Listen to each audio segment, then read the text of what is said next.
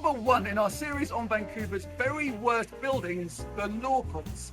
Built in the 1970s and designed by famed Vancouver architect Arthur Erickson, the original intention by Arthur Erickson was to build a skyscraper over 200 meters tall. If it had been built, would still to this day be the tallest building in Vancouver. But a new government came in the province in 1972 and Premier Bennett did not like the plan.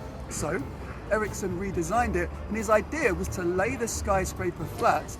He said that he didn't want a corporate monument, let's lay this building flat and let Vancouverites walk all over it, with a park on top of the building. It's a novel idea, but what's the reality of this? A park that really nobody uses, and think of all the space above the building that could be filled with offices, retail or homes that instead is just sitting there in the middle of downtown Vancouver as empty space.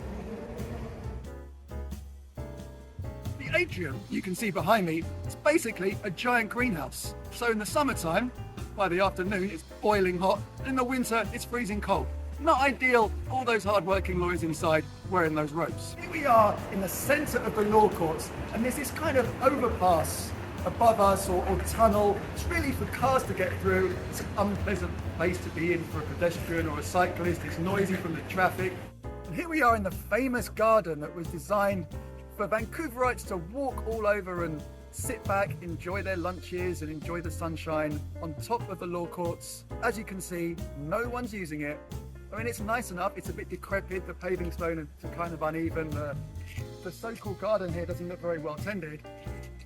I appreciate the sentiment and the idea of trying to create a park in downtown Vancouver, but why not create a park at street level that's actually accessible to people, that people understand is there and will freely go and enjoy using? We're right next to Robson Square, which does get a lot of traffic. I bet less than 1% of people in Robson Square know this supposed park is even here. There's lots of steps. Paving.